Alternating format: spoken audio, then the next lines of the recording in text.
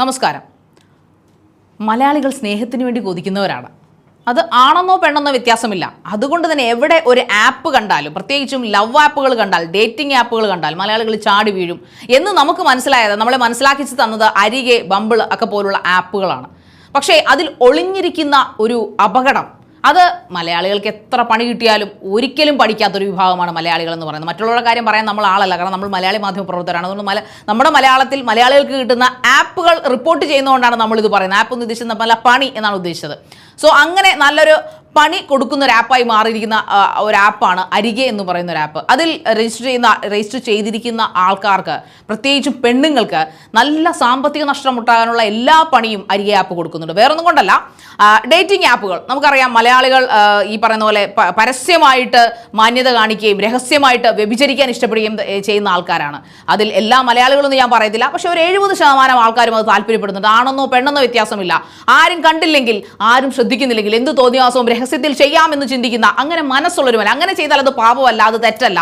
അത് പരസ്യമാകുമ്പോൾ മാത്രമാണ് മലയാളികൾക്ക് ജാള്യതയും ദുഃഖവും കുറ്റബോധവും ഒക്കെ വരുന്നത്. അല്ലെങ്കിൽ അതെല്ലാം ഓക്കെയാണ്, ആരും അതിനെ ഒന്നും എതിർക്കുന്നില്ല, അല്ലെങ്കിൽ അത് ആരും കാണുന്നില്ലെങ്കിൽ അതല്ല ഇരുട്ടത്ത് എന്തും കാണിക്കുന്ന ഒരു പ്രത്യേകതരം മനസ്സിന്റെ ആൾക്കാരാണ് മലയാളികൾ എന്ന് പറയുന്നത്. അപ്പൊ അങ്ങനെയുള്ള ആൾക്കാർ ചെന്ന് പെടുന്ന ലോക ആപ്പുകളാണ് ഈ പറയപ്പെടുന്ന അരികെ ആപ്പ് എന്ന് പറയുന്നത്. അങ്ങനെ അരികെ ആപ്പിൽ രജിസ്റ്റർ ചെയ്ത ഒരു പെൺകുട്ടിക്ക്, പക്ഷെ അവൾ മലയാളിയല്ല, അവൾ മഞ്ജു യാദവ് എന്ന് പറഞ്ഞൊരു പെൺകുട്ടിയാണ്. പക്ഷേ പണി കൊടുത്തത് ഒരു മലയാളിയാണ്, ടോണി എന്ന് പറയപ്പെടുന്ന ഒരു വ്യക്തി. അത് ലണ്ടനിൽ താമസിക്കുന്ന നല്ല 2 വലിയ മക്കളുടെ അച്ഛനായിട്ടുള്ള അദ്ദേഹത്തിന്റെ സ്ഥിരം ഒരു ഏർപ്പാടാണ് അരികെ ആപ്പിലൂടെ. അരികെ ആപ്പ് ലണ്ടനിലൊക്കെ ഭയങ്കര വ്യാപകമായി, പ്രത്യേകിച്ച് മലയാളികളുടെ ഇടയിൽ ഭയങ്കര അതിപ്രശസ്തമാണ്. കാരണം ഇതിൽ കയറി ഡേറ്റ് ചെയ്യാം, ഇഷ്ടം ആൾക്കാരോട് സംസാരിക്കാം, ചാറ്റ് ചെയ്യാം, പിന്നെ ഫോൺ നമ്പർ കൈമാറാം, അങ്ങനെ പല പരിപാടികളുണ്ടല്ലോ. എന്തിനാണ് ഡേറ്റിംഗ് ആപ്പിൽ കയറി കുത്തിയിരിക്കുന്നത്?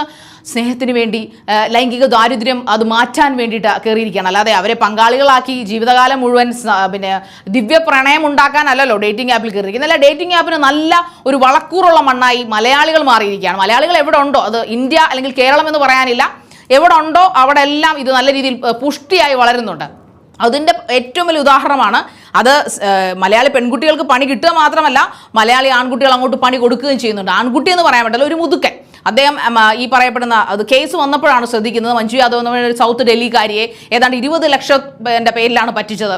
അയാൾക്ക് 2 കുട്ടികളുണ്ടായിരുന്നു. അതോടൊപ്പം അയാളുടെ സ്ഥിരം പരിപാടി എന്ന് പറയുന്നത് ഡേറ്റിംഗ് ആപ്പിലൂടെ സ്ത്രീകളെ പരിചയപ്പെടുക. എന്നിട്ട് വളരെ അറിയാലോ, ഈ ഡേറ്റിംഗ് ആപ്പിലൂടെ പരിചയപ്പെടുന്ന ആൾക്കാർക്ക് സംസാരിക്കാൻ നല്ല കഴിവുണ്ടായിരിക്കും. സംസാരിക്കാൻ കഴിവ് വേണം, ഇതിൻ്റെ ഒരു മെയിൻ യോഗ്യതയാണ്. ഏറ്റവും നല്ല രീതിയിൽ സംസാരിച്ച് അവിടെ വളയ്ക്കുക. മലയാളത്തിൽ പറഞ്ഞാൽ, പച്ച മലയാളത്തിൽ പറഞ്ഞാൽ വളച്ചു വീഴ്ത്തിയതിനു ശേഷം ജീവിതം. ആ പെൺകുട്ടി അത് ഡൈവോഴ്സ് ആയിരുന്നു. അതുകൊണ്ട് തന്നെ സ്വാഭാവികമായിട്ടും അവരും സ്നേഹത്തിനായി ചിലപ്പോൾ കൊതിക്കുന്നുണ്ടാവും. എല്ലാ ഡൈവോഴ്സുകളും അങ്ങനെ അല്ല. അവരവരുടെ കരിയറോ അല്ലെങ്കിൽ അവർക്ക് വേറെ പാഷനോ ഒക്കെ തേടി പോകും. പക്ഷേ ചിലവരുണ്ട് ഇങ്ങനെ സ്നേഹത്തിന് വേണ്ടി വിതുമ്പൽ കൊണ്ട് നിൽക്കുന്ന ആൾക്കാർ. സോ അങ്ങനെയുള്ളവരെ വല വീശി പിടിക്കാൻ കാത്തിരിക്കുന്ന ആൾക്കാരാണ് ഈ അരികെ ആപ്പിലുള്ളത്. പ്രത്യേകിച്ചും ഈ അരികെ ആപ്പിലൊക്കെ ഇങ്ങനെയുള്ള ആപ്പുകൾ ലക്ഷ്യം വെച്ച് രജിസ്റ്റർ ചെയ്തിരുന്ന പേരുകൾ പോലും അങ്ങനെ തന്നെയാണ്.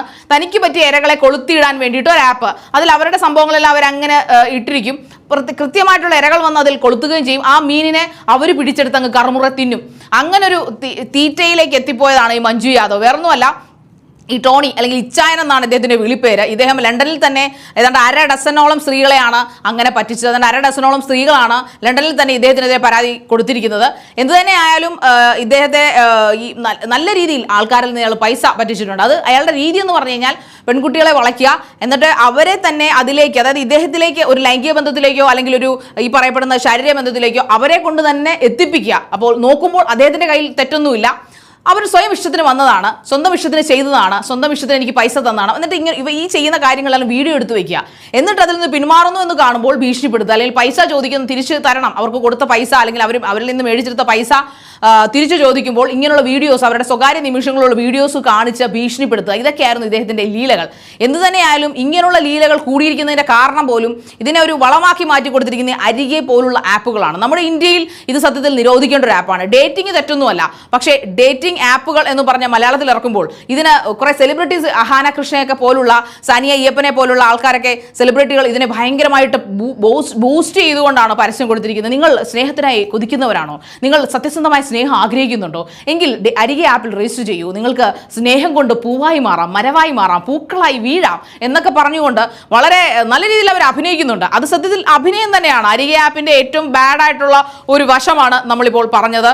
ഈ പറയപ്പെടുന്ന ടോണി എന്ന ഒരു വ്യക്തി, അല്ലെങ്കിൽ അയാളെ പോലെ ഒരുപാട് ടോണിമാരുണ്ടാവും, ഒരുപാട് ഇച്ഛായന്മാരുണ്ടാകാം, കേരളത്തിലുണ്ടാവാം, ഇന്ത്യയിലുണ്ടാവാം, പുറത്തുണ്ടാവാം, ലോകത്തിന്റെ ഏത് കോണിൽ നിന്നും പെൺകുട്ടികൾക്കും ആൺകുട്ടികൾക്കും, പെൺകുട്ടികൾക്ക് മാത്രമല്ല ആൺകുട്ടികൾക്കും പണി കിട്ടാം, നിങ്ങളുടെ കയ്യിലെ കാശും നിങ്ങളുടെ മാനവും പോകാം. അങ്ങനെ സംഭവിപ്പിക്കുന്ന ഒരു ആപ്പാണ്. അതുകൊണ്ട് ഇങ്ങനെയുള്ള ആപ്പുകളിൽ പോയി രജിസ്റ്റർ ചെയ്യുമ്പോൾ നിങ്ങൾ തീർച്ചയായിട്ടും നിങ്ങളെ സൂക്ഷിക്കുക.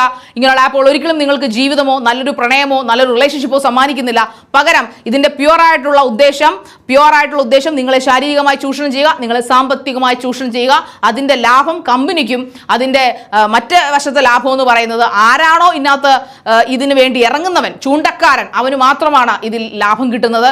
അതുകൊണ്ട് പെൺകുട്ടികളും, നല്ല പെൺകുട്ടികൾ, നല്ല പാർട്ണറെ തിരക്കുന്ന പെൺകുട്ടികളും നല്ല സുഹൃത്തുക്കളെ തിരക്കുന്ന ആൺകുട്ടികളും ഇങ്ങനെയുള്ള വിളച്ചിൽ പിടിച്ച അല്ലെങ്കിൽ ക്രൂക്കഡായിട്ടുള്ള ആപ്പുകളിൽ പോയി വീഴാതിരിക്കുക എന്നത് മാത്രമാണ് ഇതിനൊരു പോംവഴി.